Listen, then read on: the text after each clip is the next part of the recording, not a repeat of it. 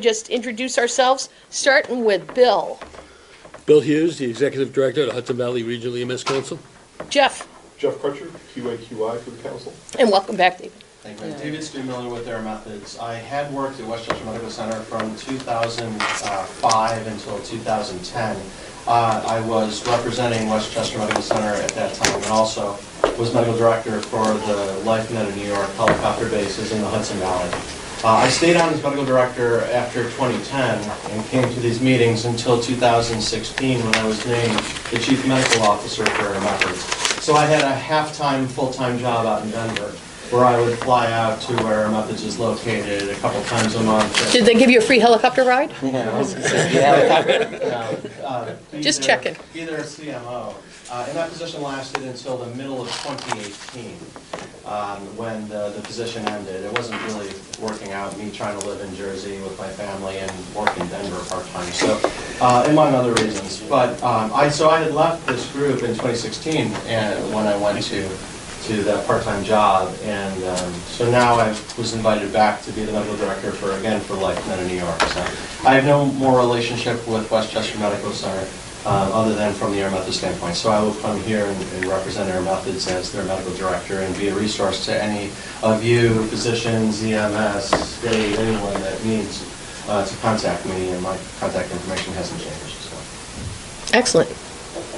Hi, another Dave from the Arlington Fire, and I'm the chair of training and ed for the region, and I'm also a representative of the state for the region. Mike Lebanonelli, I'm the EMS administrator for the LaGrange Fire District, and I'm the chair of the protocol committee. Dennis Matt, good saying we don't have a long story like this. James Chung, Hudson Valley NYP Associate Director. Evan Cohen, I'm the new medical director at St. Luke's. Welcome. Jeff Rivers, I'm the director at NIAC, also a SEMSCO member representing your case center.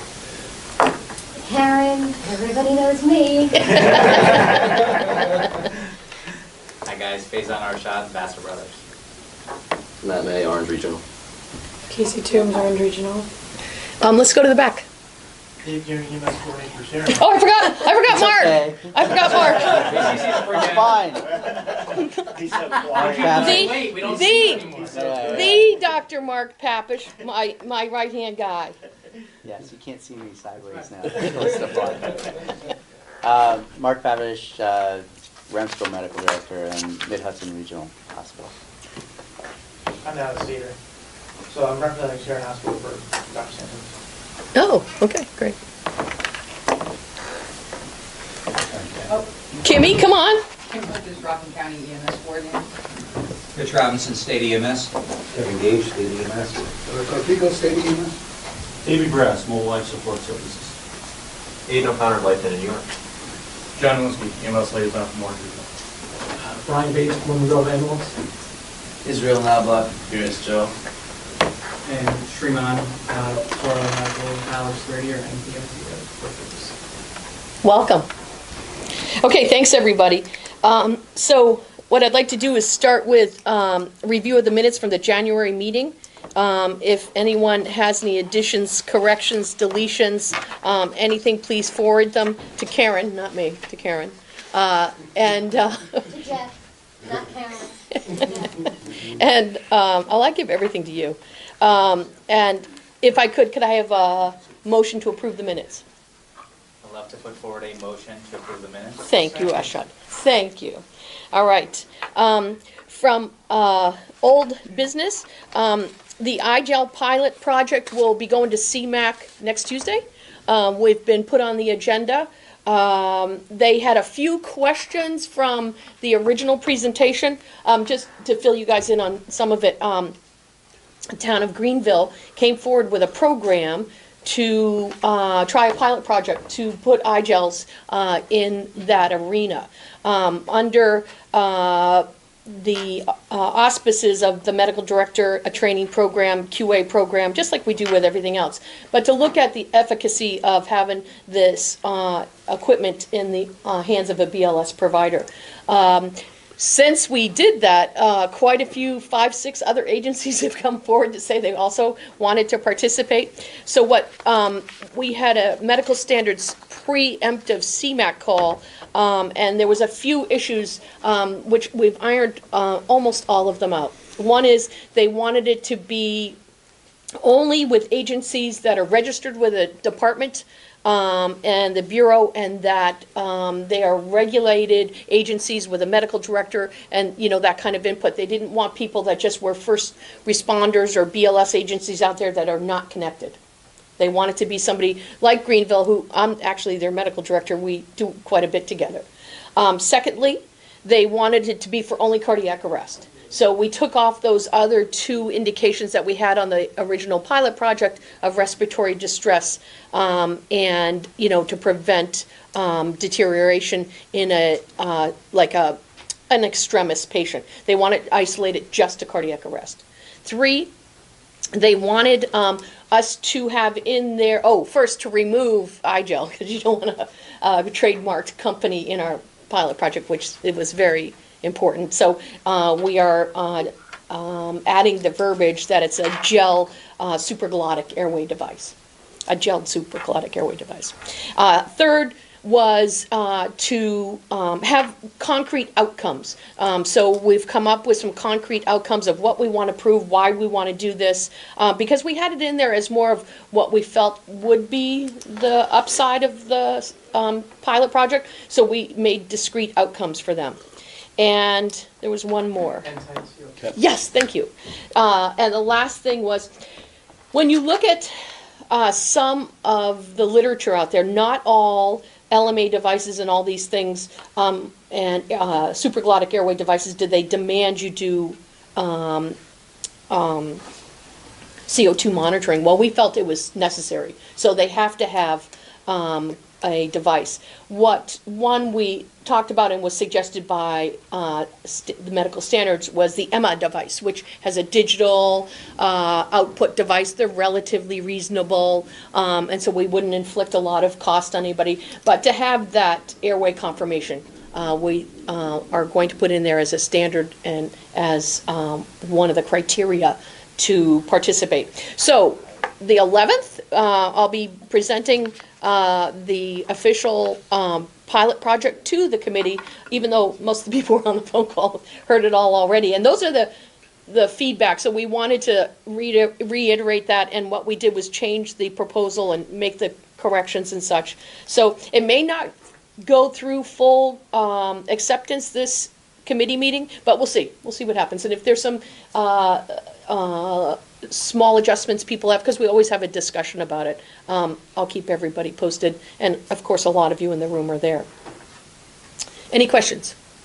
I was just going to say, I think it was good that we were able to discuss that on last week's call, because Yeah. I think a lot of the issues that we called, hopefully we've addressed. Yeah. It has a much better chance now. Yeah, they're all done, and we rewrote the paperwork and all.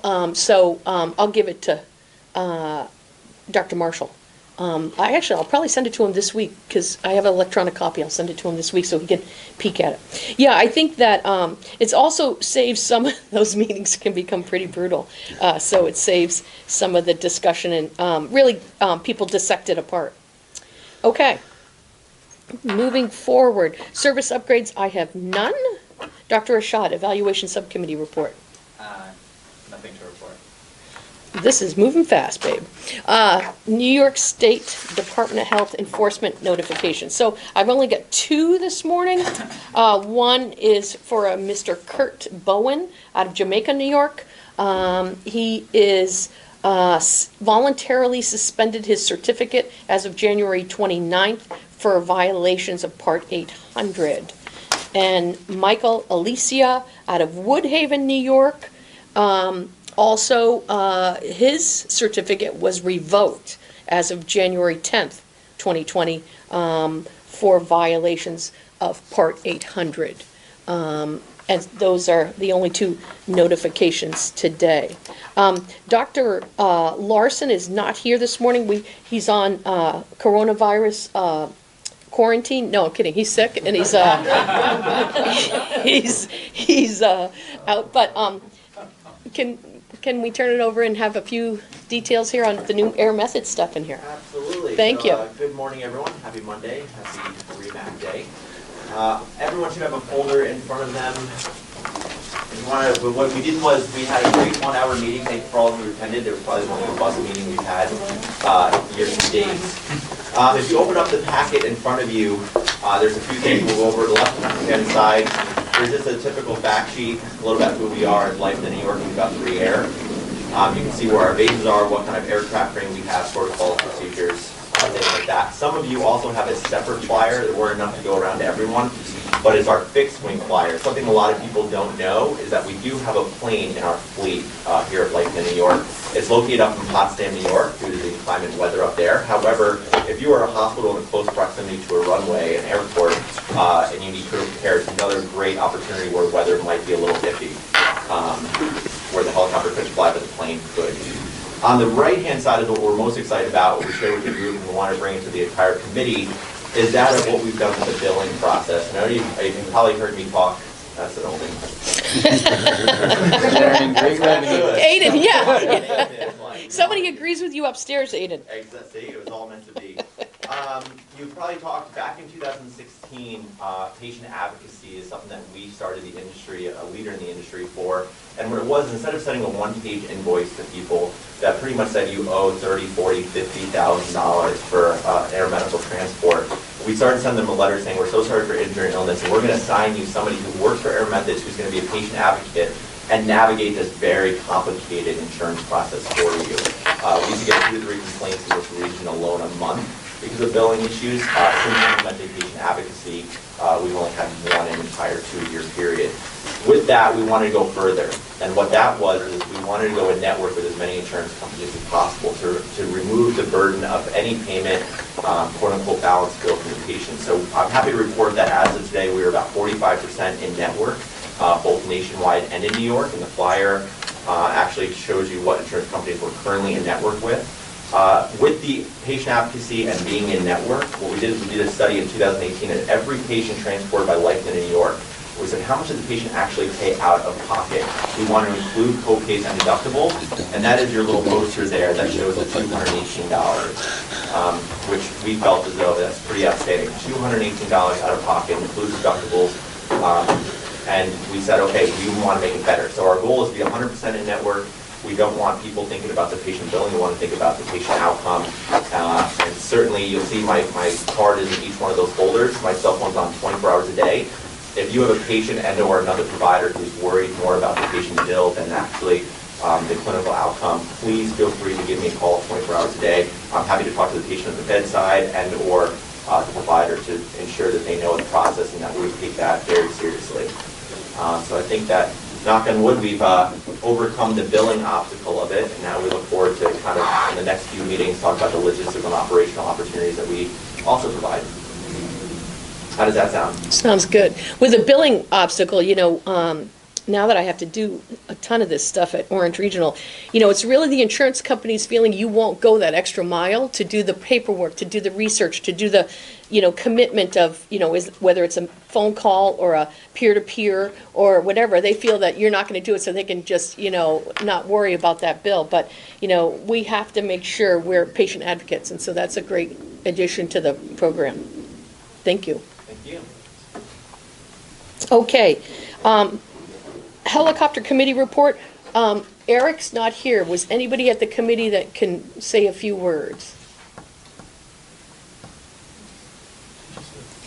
No, meaning, well, that part, but I mean, was there anything, business out of that meeting? Anything? No actionable items. Yeah. Purely informational. Okay. We put together a little bit more about what we want for data. Okay. So hopefully those reports will start to be auto-generated to you for these meetings. And then probably at some point this year to do an actual presentation to show the operational opportunities that we have, such as inter-facility standbys, and also by going by ground with some of our partners on the ground when the helicopter's not available. So to be continued, but okay, yeah, because that's what we want to see is some actionable items, some things that what we can do to improve and to go beyond, because as you know, our area, we have some pretty remote places that require. I didn't know you guys had a fixed wing aircraft. That's really quite good, but it's like a surprise party going out telling people about it. yeah. But it's, we want to really get the helicopter committee back up and an integral part of, disseminating and forwarding information here so we all work together and make it happen? What were you going to say? We're also going to be looking at the helicopter manual and see what updates and new stuff we need to add in there. Hey, do you want to talk quickly at all about statistics or the act? Yeah, I can talk. I don't have the actual data written down, but I will make sure I send that to Bill today. What we're going to do is we're going to do per county. So we went over the county requests and transports. And then there's also conversation about how to integrate inter-facility of that, because I think that's equally as important to show that patient flow and transfer in the region. Second to that is we do have what's called the AirCom app for any hospitals who are interested. Right now, if you were to go back to your hospital and request a helicopter, you call the traditional 1-800 number and talk to our dispatchers. One of the things that we're doing free of charge, there's no contract needed, it's very minimal on the IT support needed, is we have what's called the AirCom app, and it's either on your phone and or on the desktop at your facility, and what you do is request a helicopter by simply pushing a button. It activates a helicopter. Our dispatcher will call you and say, yes, they can fly or they can't fly due to weather. If they can fly, you can actually flight follow them on your screen or on your phone from the base to your facility. And the other nice thing is it's from your facility to whatever the receiving facility is. And what that does is it gives you an accurate 30-second ETA right there on your screen. And in addition, there's an instant messenger button. So if there's a change in patient condition, so for instance, you know, the patient had not been intubated, but now is being intubated or prepped to being intubated, and they're waiting that air through, you can now simply just text that over versus having to pick up the phone. So again, it's free of charge. My phone number's in there. Anyone would like it, no contract needed. And we're seeing a great success. Hospitals in particular are using it for like cath labs, especially if they're on call on the weekend. The physician can see where the helicopter is, and when they're given their updated report to referring centers, they could actually say the helicopter's flying over New Windsor on their way to wherever they're going. So, And they're not texting while flying. no texting while flying. You can try to stay away from all texting. Good point. I like the safety measure. No, they pull over to a tech stop. You just land on through, that'd be a great picture. So we do have that, and then I'll also be supplying as much data as possible to them. Great, thank you. I appreciate that. Yeah, it will be really good to have the helicopter committee, because it actually really never was much further after you left, Dr. Stu Miller. We missed you. Okay, RTAC. So, John, want to tell us about RTAC? Yeah. So at Orange Regional, we would like to team up with Mobile Life and ground ambulances to start using CSA in the field. Oh, no, not that. No? RTAC. RTAC? Yeah. Because the meeting was at the hospital. Anything to say? Sorry. Nothing really. Westchester came out with a couple of case studies. We're looking to keep more at individual hospitals and use the hospitals that are within the Hudson Valley system to their abilities. So for patients in Poughkeepsie or Kingston, trying not to have them go all the way down to Westchester, maybe use some of the resources within Hudson Valley. It's a new group of leadership, so we're starting to. Yeah, I really like that he brought that up. What was his name? I don't know him. The gentleman from Westchester. I don't recall. Okay, so what he did was, it was very interesting. Here you are at an RTAC meeting, which, you know, it has all the trauma centers there, and he extended a hand to small hospitals to come, because he wants them to realize that they should still be part of that committee, even though they're not a trauma center, because patients end up there. Patients are going to end up in these community hospitals. And it was really nice. He extended a hand to say, listen, we will welcome that, you know, there's going to be times you have to keep a patient. You have a patient. You know, we'll work with you to try to, you know, provide the best trauma care possible.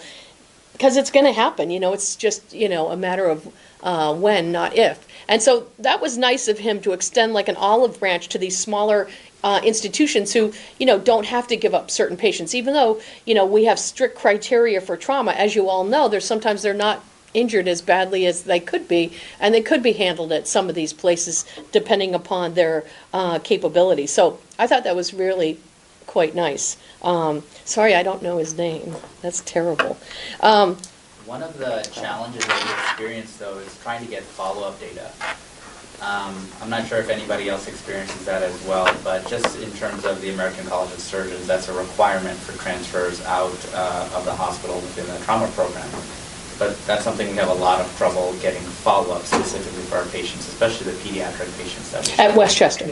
Yeah, we likewise have the same. So we problems. should reach out, we could reach out as a committee and say, you know, Dr. Murphy brought up, we can devise a letter, Dr. Murphy brought up the RTAC and the introduction, and we'll say, you know, we'd love to have more feedback of what happens to our patients, because it is part of the ACS certification, you have to have We can't it. get the feedback that our EMS agencies that bring the patients in are not hearing anything. Yeah, yeah, so we could, Karen, we can devise a letter together, and we'll send it off.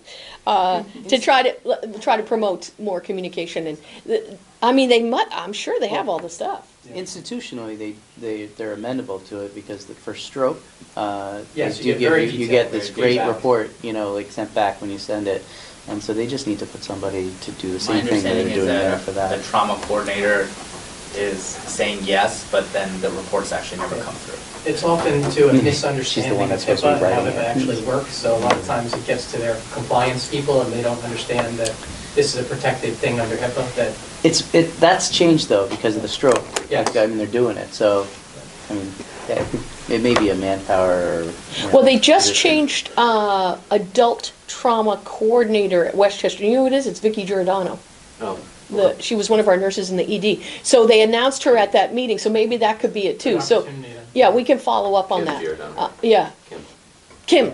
Kim Giordano. We'll never So find we, her. Vicky. yeah, that's right. She'll be like, never mind. I'm being recorded.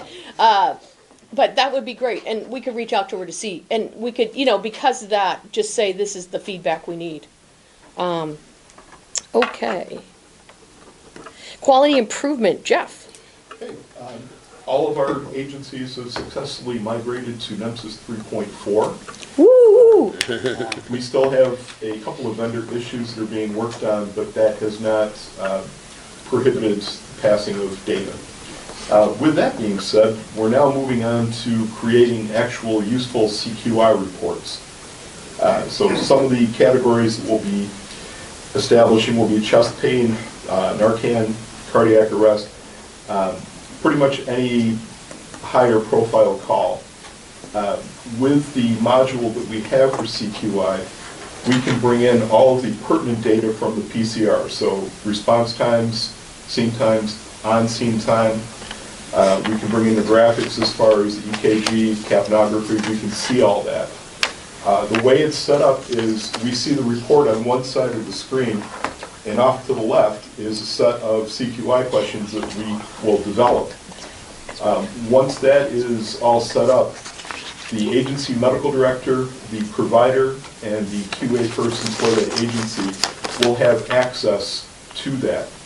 And to kind of push it more towards the BLS agencies that we don't get a lot of involvement with, the medical director will be emailed with that report as they are done.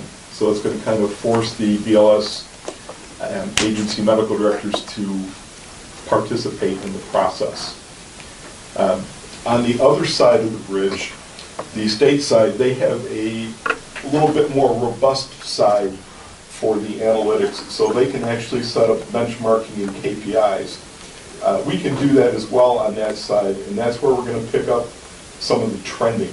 So if we see an issue with BLS administration of aspirin, if there's an issue with not following protocol or dosage or something, we'll be able to pick that up on a pretty routine basis and flag that agency or providers or agencies, whatever the case may be. We're seeing at this point about 5,000 charts a week. When we started this process back in 2014, we were seeing about 5,000 charts a month. And with the number of agencies that we currently have electronic, we're going to see about 5,000 paper charts a year. And at the end of this year, all agencies will be mandated to be electronic. So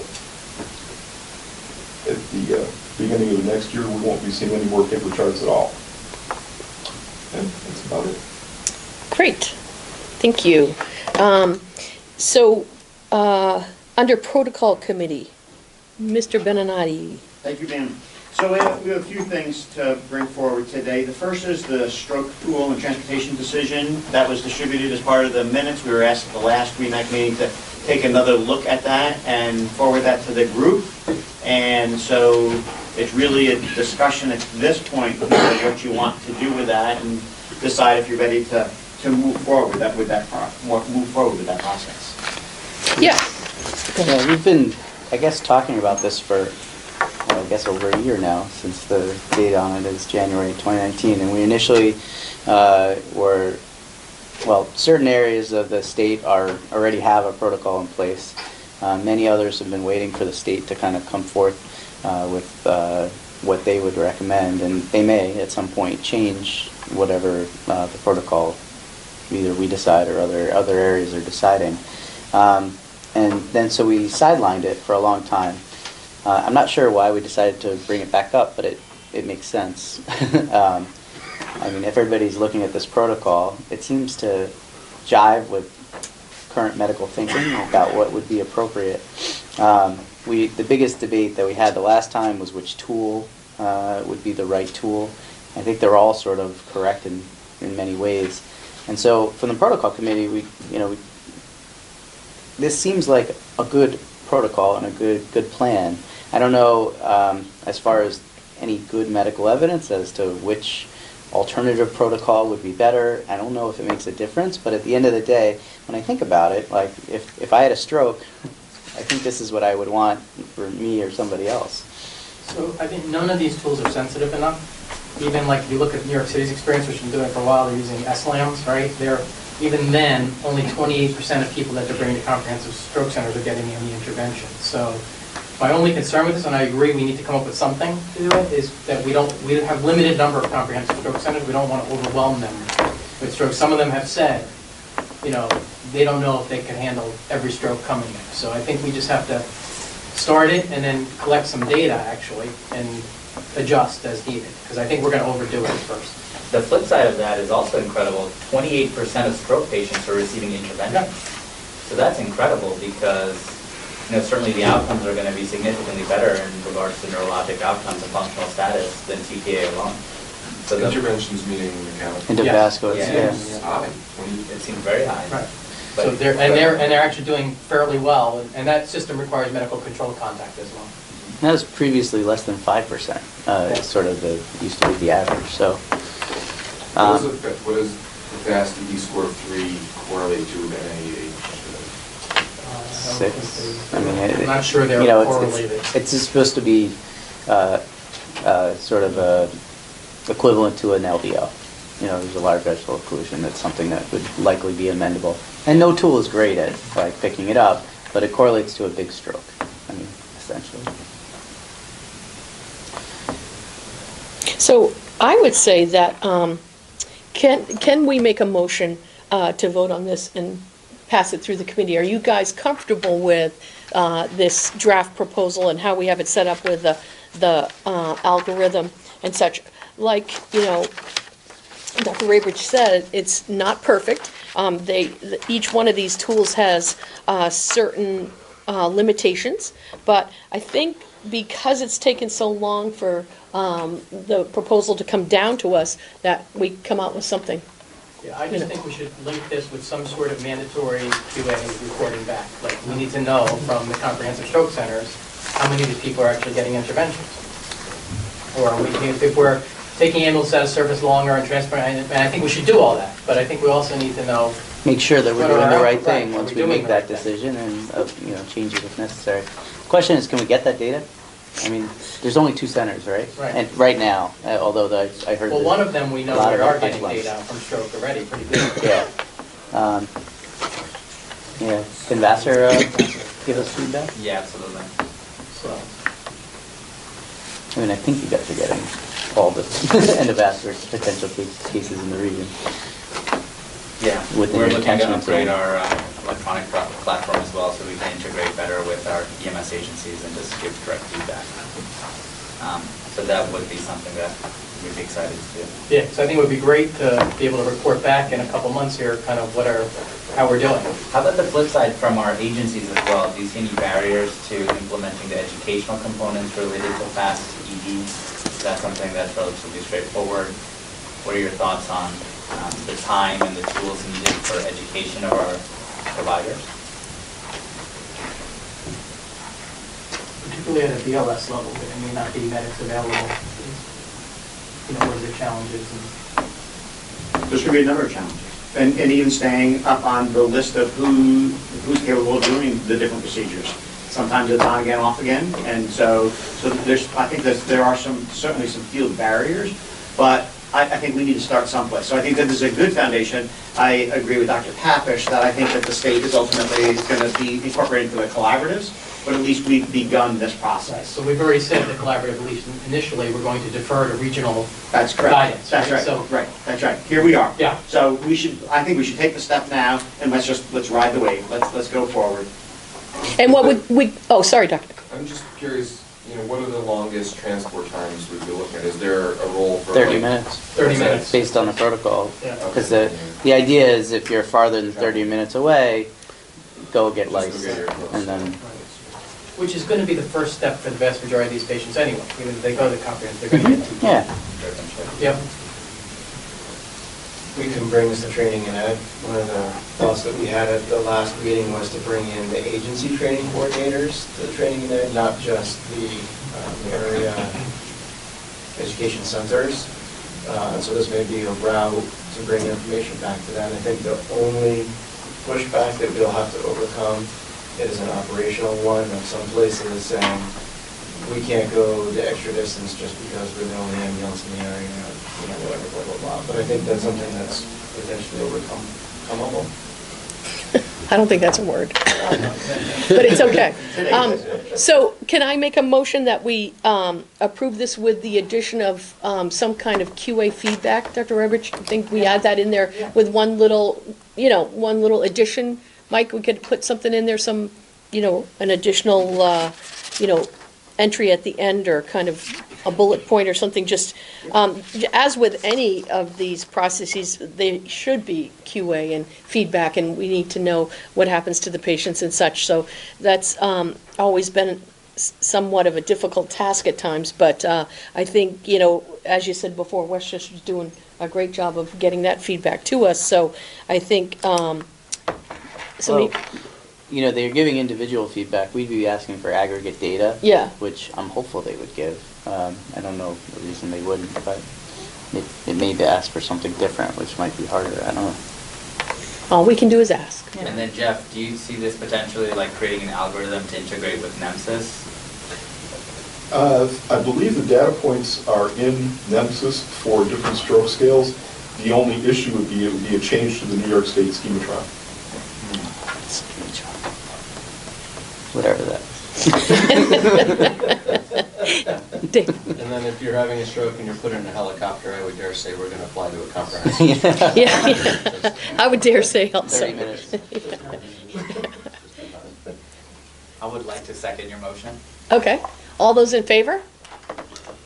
So I have 1, 2, 3, 4, 5, 6, 7, 8. Okay, the motion passes. Thank you. Do you guys have a anniversary? Great, thank you. Of course, we entertained the discussion with regards to eye gels, and that's moving forward then as well. You need a gel, super glide hair. Super glad I could absolutely right. So the other thing that we had was we discussed it in protocol, and then we created actually a different meeting just to discuss field termination of cardiac arrest. That turned out to be a very lengthy meeting with lots of opportunities as we move this discussion forward, and they asked that stuff be brought back to this body for some of the discussion. Certainly there are concerns with field termination of cardiac arrest, both at a BLS and ALS level. Need to certainly make sure that these fall within the protocol. There are paramedics who are contacting medical control for termination and are being instructed to transport the patient because the doctor needs to see the patient. So there may be some miseducation or miscommunication occurring. don't know the providers within their rights to be making those decisions.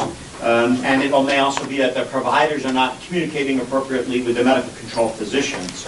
And so the conversation, again, spiraled out many times because we also realized that this is certainly not just centered on termination in cardiac events, but with contacting medical control in general. And the other opportunity that we have here certainly is working with our law enforcement partners with regards to these decisions that are being made. And so, education opportunities with the emergency department personnel, field personnel, and in some of these instances, there was even disagreement between ALS and BLS providers, whether or not termination should have occurred. So there's some additional opportunities there. One of the things that we discussed was having more access to devices which provide mechanical CPR, and that's going to tie in here in a few more minutes with another discussion I'm going to have as well. And when these occur in public places versus private places, we may have some opportunities to improve our law enforcement community interaction with law enforcement. So education, we talked about creating some documents that also fire department first responders could use when we're making these decisions. There was also discussion about bringing the EMS coordinators involved in this process to try to help us out there. And again, not just limited to this discussion. So there's some things that we could do certainly from an educational perspective with this group as well. We also found during the process that maybe not all of our providers, and this is a conversation that Training Ed had as well, is that maybe we haven't done a very good job at making sure that all of our providers are thoroughly knowledgeable in all of our protocols. And that also is true of both BLS providers and paramedic level providers. And medical control physicians. And medical control physicians. Based on the conversation. So how do we go forward is really the discussion. A constant battle. One of the things that we spoke about, maybe a concept of protocol of the week or protocol of the month, where we push that stuff out. And ultimately, at the end of the meeting, we said, well, we're just going to bring it to REMAC. And so there's lots of things here that came up, as we could say weaknesses or we could say opportunities for improvement with not just field termination of cardiac arrest, but all of our protocols. I think probably the biggest part of the component that I thought would be useful to disseminate is just to remind your physicians. I mean, I think the protocol itself is evidence-based, makes sense, and is designed to prevent sort of danger to the EMS crews, and the fact that when they're transporting these patients who have zero chance of being successfully resuscitated, that there's a better way to do it.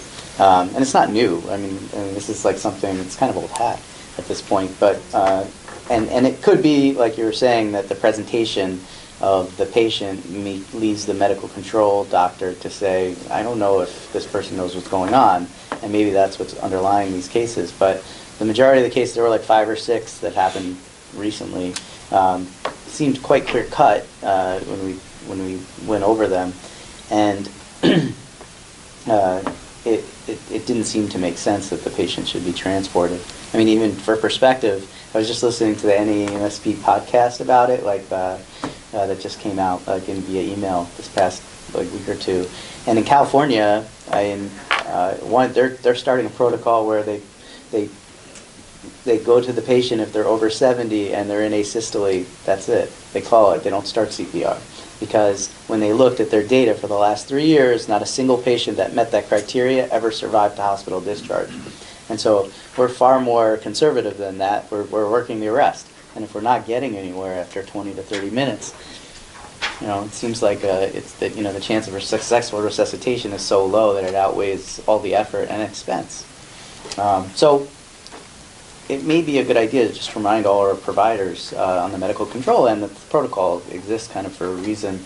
And I mean, obviously, it's ultimately, if they're being called, it's their decision whether to force a crew to come in, but to kind of weigh in all even if the presentation is bad, if the patient's been asystolic for a long time, even if they got shocked once, probably makes sense to terminate. One of the things that we had talked about in our meeting, and kudos to Mike with this, was coming up with a checklist, just to go down the checklist to make sure that everybody's on the same page, everybody's had the discussion, you follow the ABCD, XYZ, 1, 2, 3, and that information can be relayed to med control as well to say, hey, here's the checklist, we've done everything on it, we've covered all the bases, and this is where we continue to be. As long as you don't have to use a mirror on the checklist.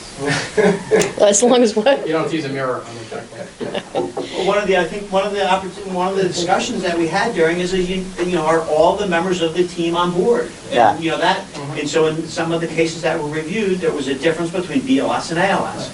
And so is it almost like a unified command decision when you make it, is the family on board? Are the providers on board? Is law enforcement on board? And having that frank discussion before you stop the efforts, not after you stop the efforts, but let's make sure that all the providers are on the same page. I think it's an education issue on many levels, right? So you also have providers who, the cops, sure, take them. If you take them to the hospital, I don't have to sit here and wait for the funeral to come, right? So, but I think we have to make sure that everyone's doing it from the evidence-based perspective, as you were saying, right? So there's well-validated rules for this. I think the providers don't understand that or don't want to use that rule, so they call medical control in every case because they'd rather not make a decision. It also means that then they have to have a conversation with the family if they do terminate, right, which some are not comfortable with. We've never been trained. Right, and there's been no training in that at all, right? But there was, I forgot where it was done, but there was a study on this recently that families were very satisfied with that, with EMS systems that had training in that they really were satisfied. They didn't have this false sense of hope that the hospital's going to do something different. That, okay, now we're going to go to the hospital and they're going to be safe, right? So, I think there's multiple issues. And then the other issue we have, a lot of times I'll get a call where it's like, well, why are you transferring? Well, BLS was here first. They already put them in the ambulance and they're doing it, right? So that's another consideration. That actually is, definitely happens. Yeah. I think, it's something that, it's not a comfortable conversation. It's not something that we can just take for granted. However, what Mark says is very applicable. I think that, these cases that we do, exhaust these resources on, I'm a big fan of, not going crazy, but it's a conversation you have to have because everybody has to be on page. Because you can go into an environment and it can be very unsafe. And you can be in a situation that I just want the person transported and out of there so y'all are safe. So I don't know how to make rules on this. I mean, we can have, we can maybe make it an advisory and just have, these are the tools you can use. We could maybe have a couple of, maybe region-wide, we could do maybe 2 conferences and bring in like a palliative care kind of person, a person who does this all the time, and do some kind of teach-back approach kind of thing.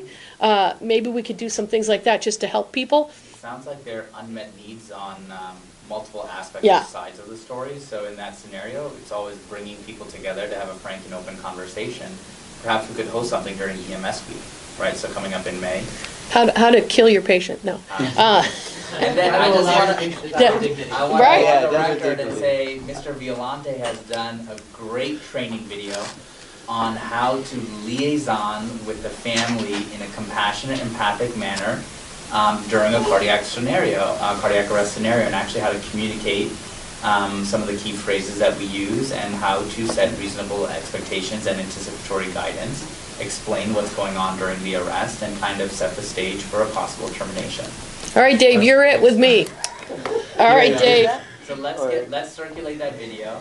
And then number 2, Dave, you've done great work, like for example on the MIST report, right? So just framing the question when med control is called, because sometimes, even as an EMS medical director, we receive a call, we're 2 minutes into the presentation, and I still don't know what the question is. So lead with the question. Doc, I'm calling for a termination. I have a 76-year-old in a nursing home that was last seen 4 days ago, normal, right? So lead with a question, and then launch into the presentation, so I can at least ground my thinking into what's going on, because we're so deep into the presentation. I'm like, is this an RMA? Is this a request for orders? Is this sometimes it's very ambiguous. We have 2 conferences coming up that maybe we can put some of this information out at. One at the, it's in November. EMS with Connections. Judges, EMS EMS Connections, and one of them that's down in Rockland. Where's that? Was that Pulse check? Pulse check? The Pulse check, yeah. That's coming up. So maybe we can put some information out of those things as well. Just to echo what Dr. Arshad said, working clinically in New Jersey since 2010, every ALS transport requires contact to medical direction in New Jersey, and only a licensed provider can pronounce death in New Jersey. So our paramedics call us and say, Dr. Stuemiller, I'm calling for a pronouncement time. And that starts the conversation. Yeah, we actually, when we first started looking at this, remember when we got our first few complaints? They were from the police and state troopers and such interacting with the medics. And I didn't, I didn't know that in the state of New York, they can just call it quits. They can, terminate the resuscitation on their own some. Remember, I was shocked. I thought it had to have medical control contact, but not in the state of New York. So what's also interesting then, that just came out this morning on this conversation, was a conversation that happened at the collaborative group following the January meeting. And I'll go into that now, but I'm going to start with the discussion that they had with regards to cardiac arrest. And so these minutes are from Dr. Filigar, and what he says is a cardiac arrest review. Cardiac arrest review emphasized that mechanical CPR devices should be used to transport rather than emphasis on the importance of working the arrest on scene when practical. So what there's been some, I'll use the word fallout, from the revision of the protocol across the state, where people are saying, wait a second, is this what you really mean? And so that was one of the conversations. The second says that our discussions included the importance of uninterrupted, high-quality compressions and how this is undermined when trying to move a patient. So there were some messages that were missed when the protocols were actually distributed. I don't think that was the intent. I think it got confused. The intent was if you're going to transport the patient, you should use a device. That's CPR for safety. That's correct. Right. And so then just getting off of the cardiac arrest discussion, moving forward, so some of the other conversations that came up post collaborative group with regards to nitroglycerin also, and maybe Bill should distribute this to members of the REMAC, because I think that this is important that this stuff gets sent down to agencies. And it says that we removed the erectile dysfunction medication in the setting of nitroglycerin comment because we do not list every contraindication for every medication in the protocol. While this clinical impact of synergistic hypotension may be somewhat overstated, it remains a relative contraindication and should be considered when administering nitrates. The education went so far as to say that there, quote, is no need for concern, end of quote, and that there is no longer any time limit needed to be considered between ED meds and nitroglycerin. Furthermore, there were at least 2 quiz questions to reinforce that there is no concern with administering nitroglycerin, and that was not quite the message we were going for. So although we removed the special bullet point in the protocol, providers should be aware of the potential effects when considering nitroglycerin administration and be mindful of potential hypotension. So I think that it's important that we send this out. With regards to stroke, emphasized specifically 3.5 hours from last known well as criteria for transport to New York State designated stroke center, and did not mention the potential for regional variability on this criterion based on resources, although it was in the body of the protocol projected on the page. And then 2 additional topic conversations were patella dislocation, mentioned Quote, "There will be considerable pain with this," end of quote, and recommended that pain management should be on board before the procedure. The intent of this protocol is to reduce pain and the subsequent need for analgesia, especially opioid analgesia. With the possible exception of procedural sedation, which is absolutely not what we intended to be done in most cases, scene time will be greatly delayed if the provider is going to wait for maximal effect of a medication. And aside from possibly nitrous oxide, premedicating and waiting for optimal analgesic response is not exactly the message we wish to convey. And then the last comment was with regards to Alti and Brewery. No mention that this was for patients less than 2 years of age, although it is within the text of the protocol that was put on the screen. Not everyone is familiar with Alti Brewery, and this is an important point.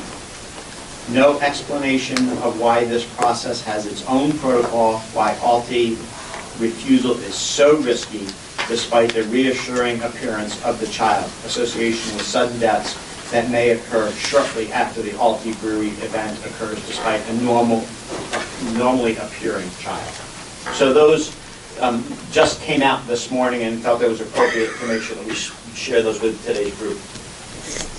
I think the feeling with most of the members of the collaborative is that most of those are education points, which we try not to include in the protocols anymore, but I think it's a very good clarification to understand the intent. Because I think as we develop them, there's always the little notes, right, as we're working on them, of what our intent is, but then I think when it gets published, people don't see that.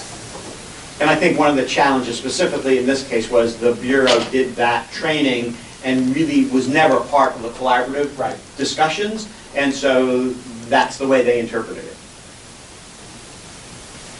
Okay. I think that because it's such a large group, that we always get comments about everything. I mean, sometimes it's really quite amazing what people find inside the collaborative protocols that maybe I missed or whatever, but there are small points that people pull out that are, like patellar dislocation, it's back in before I'd even think about medicating somebody. I just tell them, hey, look over there, and I put it back in, That is the analgesia. Yeah, yeah. So, and I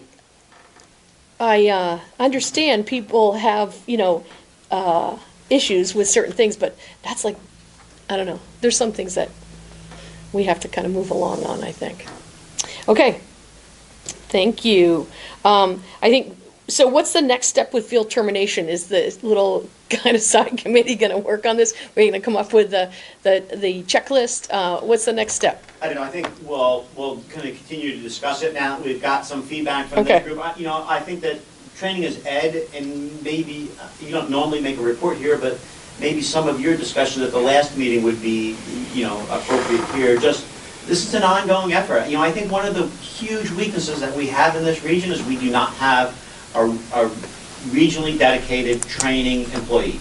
So all of these efforts are falling on all of our laps. And I don't think that that's a good approach to dealing with some of these situations that we have.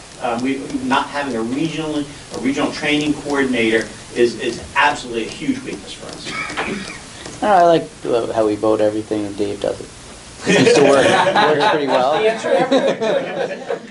We're all going to chip in a quarter. Thanks, Mike, I appreciate that. See, now you wonder why I didn't let him introduce himself. So I don't know if you want to talk a little bit about your last meeting. Well, one of the things that we had just brought up at the meeting was the fact that, and we discussed this already, about the protocols and the depth of knowledge of personnel within the protocols and the different agencies involved in what they're at and what they're doing.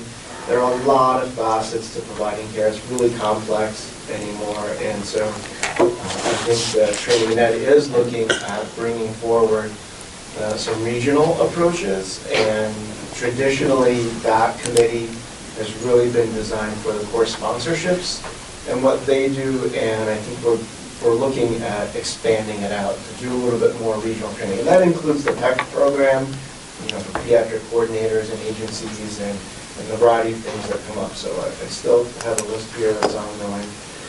Michael gives me things to do, I give him things to do, and we'll just keep going back and forth. At both groups, we also spoke about the involvement of the agency medical director and pushing more information out from the region to the agency medical directors. So, and Jeff alluded to that earlier when he spoke about QI. Instead of just sending it to agency heads, it needs to go to agency heads and their medical directors, and hoping that we get more, buy-in from them. Agreed. So we'll just continue on in protocol committee for now. Okay.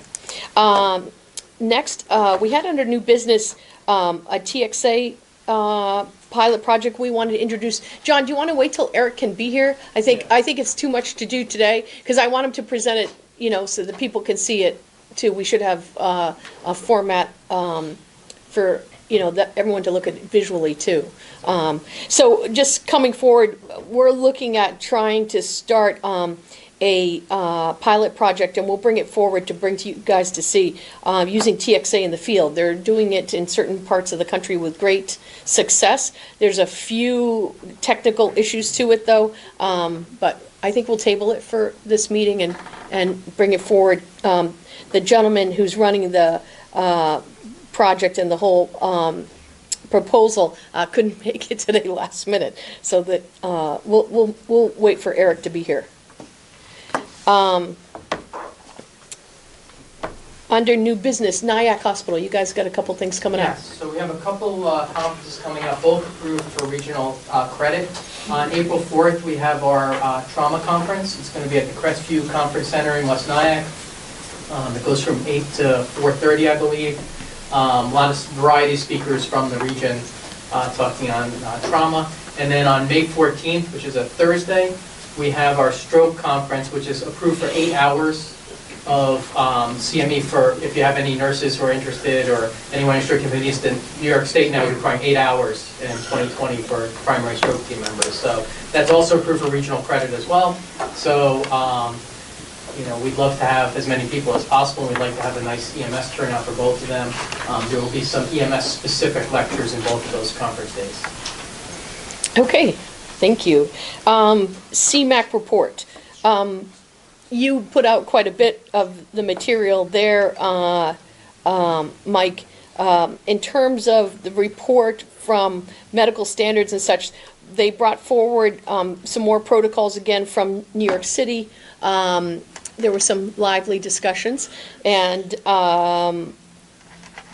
there was a communication, I think, too, about a lot of changes that have happened with new people in different positions, new positions opening up, and quite a bit of changes at the state level. But it was a process of just trying to familiarize ourselves with who's going to be involved in certain things we still have outstanding. But Dr. Marshall, had through medical standards pretty much finalized the last of the New York State stuff, our collaborative stuff. We haven't put anything else forward right now. I can't think of anything else. Anything else from CMAC you can think of that? There's a process for updating protocols in the future. Oh, yeah. So that's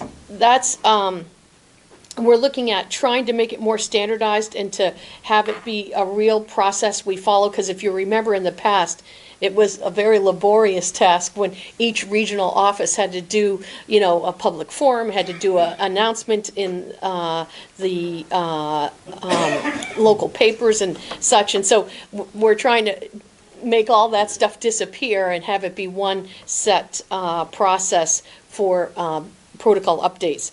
So it's not so labor intensive on each regional office. And there's an online link now too where people can make suggestions for protocol changes, updates, Yeah. and they've already gotten a bunch of comments. So. Right. And there's going to be a timeline as to implementation that'll be standard. And I think that's a big part of it, because we never knew when things were going to be come down and be approved, and when they were going to be on the agenda and such. So all good stuff. This CMAC is the 10th and 11th? Yeah, next week, yeah. So like I said, we'll bringing the gel the gel material supraglottic airway there at that time. The other thing that came up that was discussed was the authority of REMAX to suspend. Oh, Right, wow, it's a that's, big yeah, discussion. yeah. An agency medical director clearly has the authority to suspend a provider or restrict them from practice. There was a lawsuit at one of the upstate REMACs where it was unclear if the REMAC had the authority to do the same, so there's. It sounds like they don't. Right. What's his name? I like that guy. Yeah, it was. He's actually, he keeps, what's it? Retiring from the Yeah, he REMAC, keeps yeah. telling me he's gonna retire. Dr. Dornoff, was it? No, it was out. No. Like out west. Monroe Livingston. Yeah, what's his name though? Oh, God, I can't believe, we went to the same medical school. That's what's even more embarrassing for me. The state has asked if you get to the point where you're considering something like that, the Bureau is involved, because they have the authority. Yeah, so as you know in the past, so say we had evaluation subcommittee report and we found that there was egregious, issues. We would ask for, a remediation plan or even put someone on suspension until it was investigated or that the agency, worked through their medical director to work to a approach or a satisfactory kind of corrective action. Well, this REMAC upstate actually was given 2 lawsuits regarding their actions because they had suspended these providers.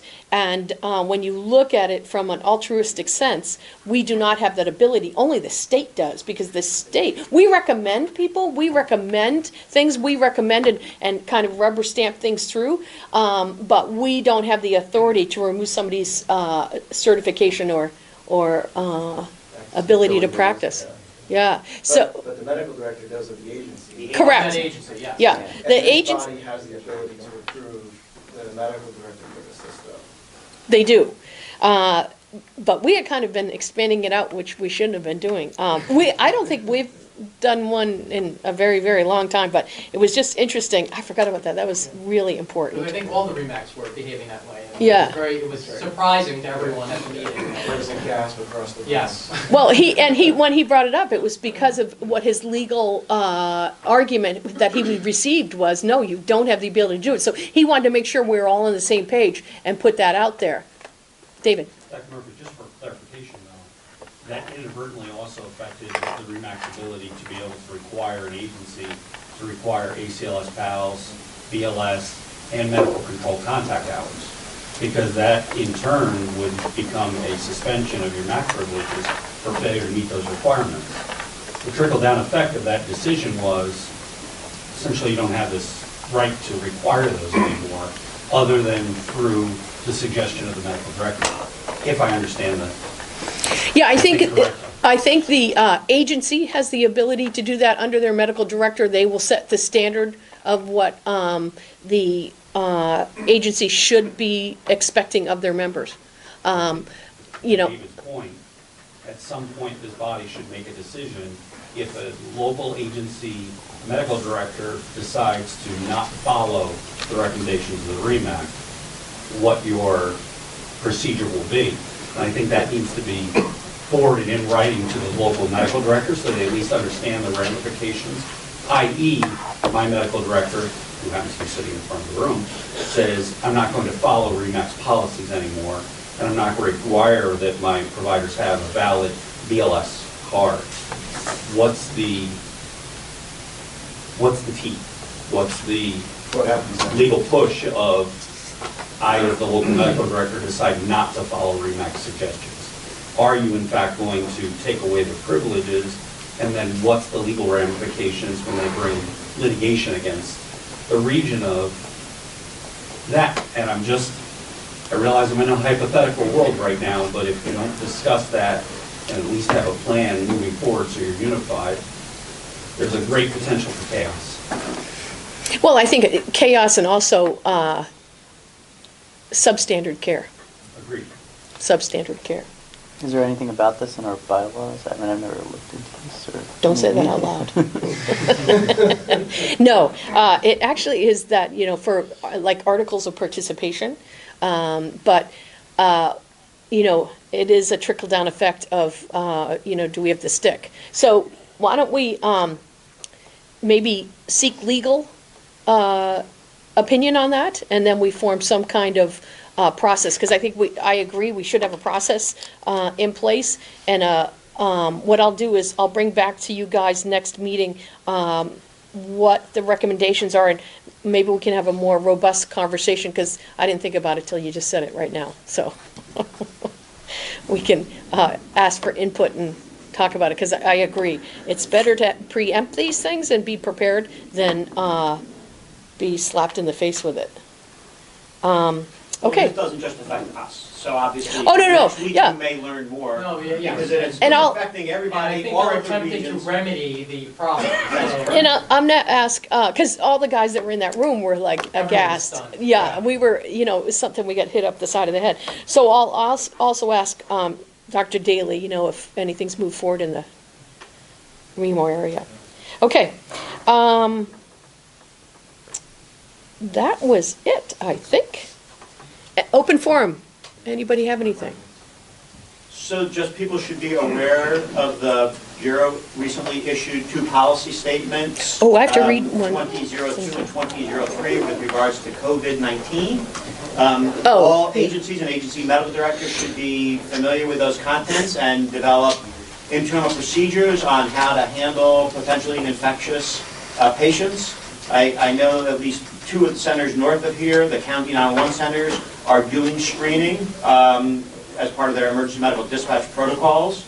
And so it's just something that we need to be aware of and need to be ahead of. And CDC.gov and NHTSA both have EMS resources that are updated almost daily at this point. So those policy statements are good, but they're outdated already. Right. Yeah, by the time they come up. But I believe, Karen, you forward all of them out each time they come, right? Because I think I got them from you too. Was it from here? Yeah. You're looking like a little blank stare in your face over there. I forgot, I have to read one more thing into the minutes. There was a Department of Health Stroke Center designation, just as we're talking about strokes. Samaritan Medical has been designated as a primary New York State Stroke Center. And this was approved as of January 9th. And that's in Watertown, New York. Okay. Yeah. It's a little out of. We can't do anything about it. It's a little out of. It's a little bit more than 30 minutes. Anything else anyone wants to bring up? Okay, can I have a motion to adjourn? Everyone who wants to sit here? Motion to adjourn. Thank you. And a second, yeah. Thank you, everybody, for coming. And again,